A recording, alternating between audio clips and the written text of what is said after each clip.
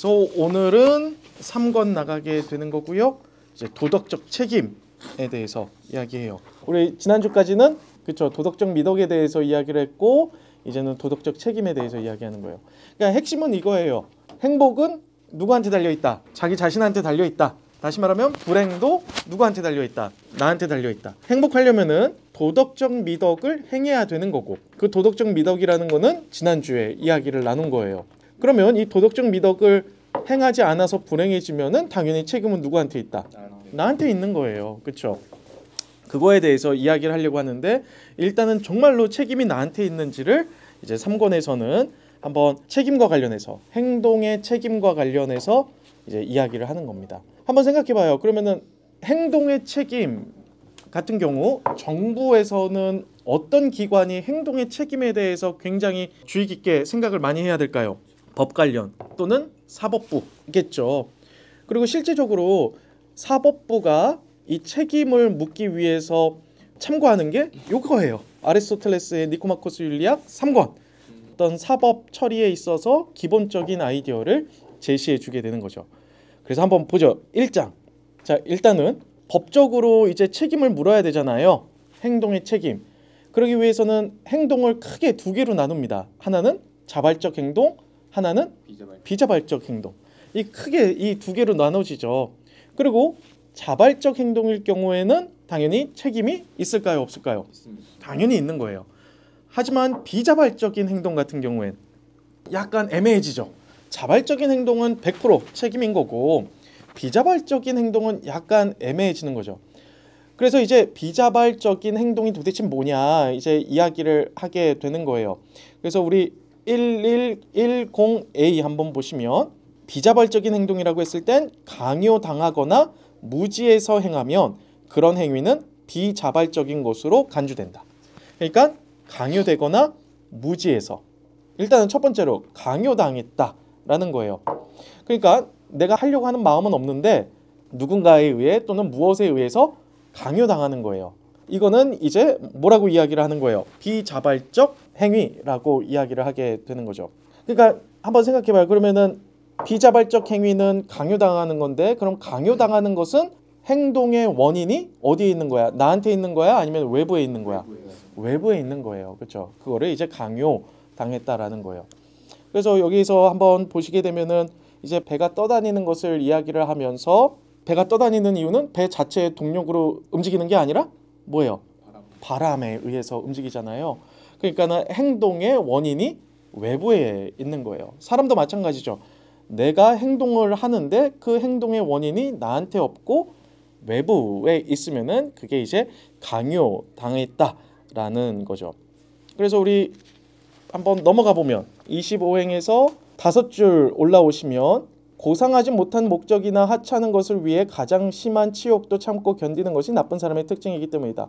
어떤 경우에는 칭찬은 받지 못해도 용서는 받는다.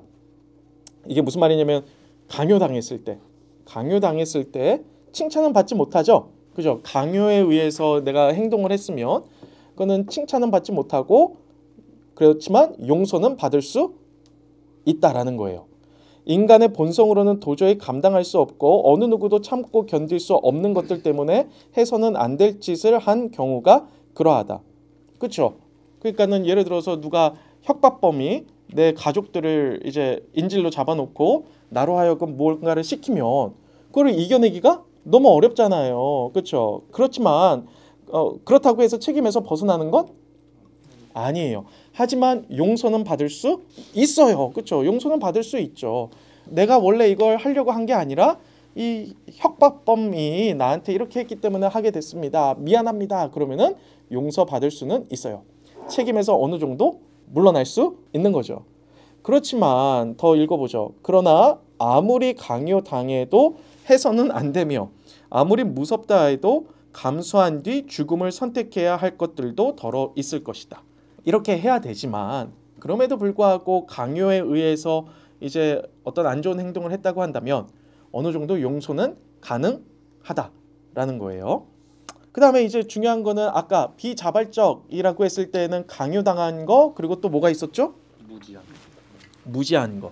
무지한 것도 한번 좀 살펴보는 거예요. 15행 한번 가볼까요? 1110B 15. 15에서 4줄 내려오시면 무지로 인한 모든 행위는 자발적인 것이 아니다. 그렇죠? 무지는 모든 게 자발적인 것이 아니에요. 그러니까 뭐라는 거예요? 비자발적인 거죠.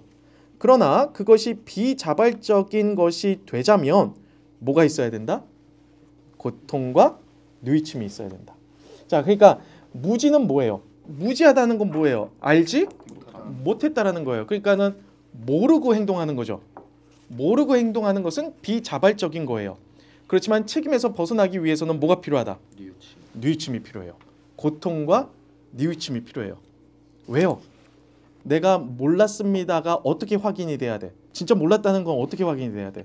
그렇죠. 내가 모르고 했으면, 그리고 이것으로 인하여서 진짜 나쁜 결과가 나왔다는 것을 알게 되는 순간, 진짜 모르고 했으면은 내 마음속에 어떤 게 생겨야 돼?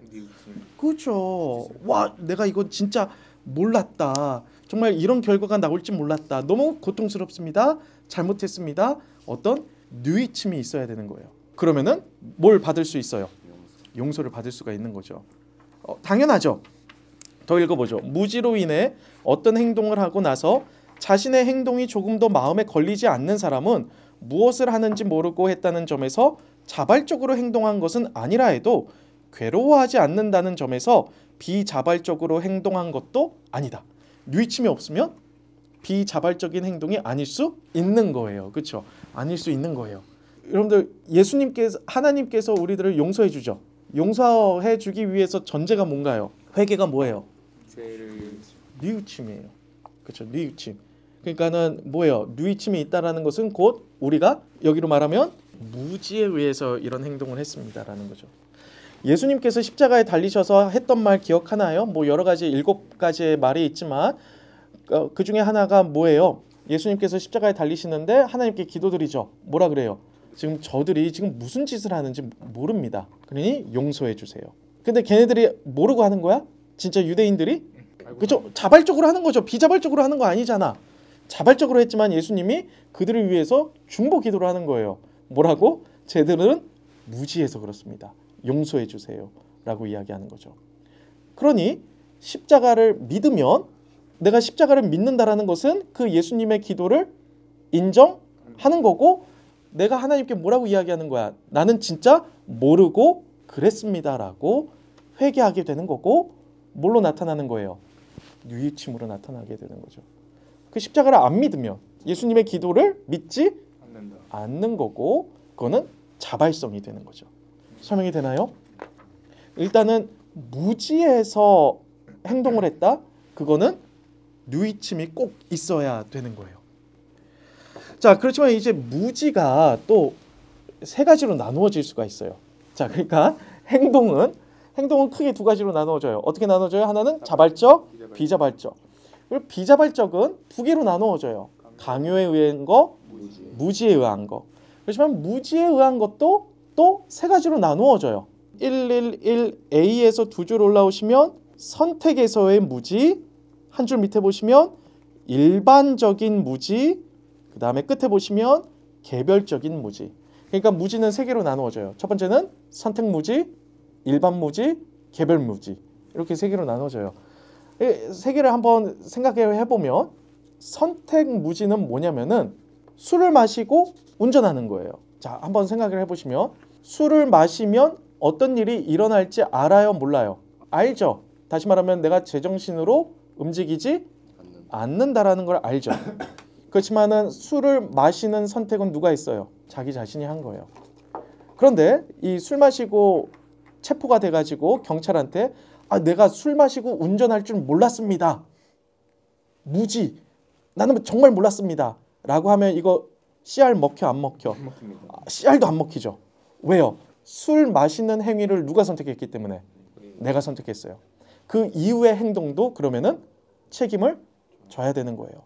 선택 무지는 책임에서 벗어날 수 없어요. 그러니까 여러분들이 뭐 마약에 손댄다, 내가 마약을 하게 되면은 이런 행동을 할 줄 몰랐다 말할 수 없어요. 왜? 마약을 먹는 그 행위, 그 선택은 내가 했기 때문에. 그러니까 이런 행동 같은 경우에는 뭐예요? 책임에서 벗어나지 않아요. 그리고 사법 시스템 한번 보면은 요즘에 다행히 바뀌었지만 우리 옛날 같은 경우에는 한국은 술 먹고 하는 범죄를 굉장히 가볍게 여겼었죠. 그렇지만 국제적으로는 다 아니었어요. 서양에서도 마찬가지로. 그래서 요번에도 우리가 바뀌었죠. 그래서 술 마시고 하는 범죄는 가중처벌되죠. 마약도 마찬가지고요. 어떤 이 모든 것들이 다 어떤 책임에서 벗어날 수가 없는 거예요. 이게 바로 선택 무지예요. 일반 무지는 간단하게 한번 이야기를 해보면 예를 들면 일반 무지는 여러분들이 알았어야 돼. 그런데 몰랐다고 하는 거예요. 예를 들면 운전하다 보면은 이제 그 운전 제한 속도가 있죠. 뭐 60km면 60km, 50km면 50km 제한 속도가 있죠. 그리고 그 제한 속도가 거의 뭐 1km, 2km마다 표지판이 있죠. 그 확인은 누가 해야 돼? 내가 해야 되는 거야. 그런데 내가 50km 구간에서 100km로 달리다가 경찰이 나를 잡았는데 내가 여기가 50km 구간인지 몰랐습니다. 뭐 호소하는 거야? 무지에 호소하는 거죠. 그렇지만 이것도 책임에서 벗어날 수 없어요. 이 구간이 몇 킬로인지 체크는 누가 해야 돼? 내가 해야 되는 거야. 내가 그걸 못한 거고 그렇기 때문에 책임은 여기서 벗어날 수 없게 되는 거죠. 또 하나 예를 들면은 그런 거야. 오늘이 중간고사야. 근데 어떤 학생이 와가지고 교수님 오늘 중간고사 보는지 몰랐습니다. CR이 먹혀요 안 먹혀요? 나 진짜 오늘 중간고사인지 몰랐습니다. 저는 다음 주에 하고 싶습니다. 이거 CR 먹혀 안 먹혀? 안 먹혀요. 왜요? 오늘 중간고사인지 누가 알았어야 돼? 교수가 첫날 첫 주에 얘기를 했어 안 했어? 했어요. 체크는 본인이 했어야 되는 거죠. 이게 이제 바로 일반 무지예요. 당연히 알아야 되는데 몰랐다고 해서 책임에서 벗어나지 않는다. 개별 무지는 뭘까? 일반 무지가 있고 개별 무지가 있으니까 개별 무지는 그렇죠. 특정한 상황인 거예요. 특정한 상황에서 내가 모를 수 있는 거죠. 예를 들면은 내가 연구실의 문을 확 하고 밀었어. 그런데 내가 밀었는데 그 문 뒤에 누가 서 있어가지고 문으로 맞았어. 자, 이거는 내가 예측할 수 없죠. 정말 몰랐던 거죠. 내가 문을 확 열었을 때 거기에 사람이 있을 거라고 나는 전혀 예상하지 못했을 때 이런 경우 이제 개별 무지인 거죠. 또는 아버지가 돌아가셨어. 그런데 그거에 대해서 모르는 사람이 나랑 이야기하다가 아버지 잘 계셔? 그러면은 이 사람이 알 수 있는 방법이 없었잖아요. 이럴 경우에는 이제 개별 무지인 거죠. 그리고 이런 경우 책임에서 어떻게 될 수 있다? 벗어날 수 있는 거죠. 단 뭐가 있어야 돼요? 수치심. 그렇죠. 수치심 그리고 괴로움, 누이침이 있어야 되는 거죠. 문을 확 열었을 때 거기에 사람이 있어서 조금 부딪혔어. 그러면 내가 뭐라 그래야 돼? 그 사람한테 아이고 미안해. 몰랐어. 이렇게 이야기를 해야 되는 거죠. 그러면 당연히 책임에서 벗어날 수 있게 되는 거죠. 사법 시스템에서도 이거를 따라가요. 그렇죠? 행동의 책임을 우리가 얼마만큼 부과할 거냐 라고 했을 때 어떤 이런 기준들을 삼아가지고 처벌을 하게 되는 거죠. 자, 그러니까 책임에서 벗어날 수 있는 경우는 많다, 적다? 적다. 대부분 누구 책임이다? 내 책임이다라는 걸 이야기하시는 거죠. 자발적인 행동은 당연히 내 책임인 거고 강요도 그렇지만 용서받을 수는 있지만 그래도 강요에 있어서도 어떻게 해야 돼? 내가 아리스토텔레스는 뭐라 그래요? 차라리 죽음을 죽음을 선택했어야 된다. 하지만 그러지 못했다고 해서 어떤 심한 처벌은 받지 않아도 용서는 받을 수 있다. 그리고 무지에 있어서도 세 가지로 나누어지는데 개별 무지 빼놓고서는 선택 무지라든지 일반 무지는 책임에서 벗어날 수 없게 되는 거죠. 그래서 그거 알아요? 여러분들 무슨 큰 일을 이제 범죄를 져서 이제 구치소에 가잖아. 이제 형벌이 떨어지기 전까지는 구치소에 있잖아요. 그러면 이제 내가 뭘 고용해야 돼? 변호사 이제 돈을 막 들여가지고 변호사를 고용하죠. 그럼 변호사가 와가지고 제일 처음에 조언하는 게 뭐예요? 모른다고 해요. 오늘부터 구치소에서 못 쓰세요. 반성문.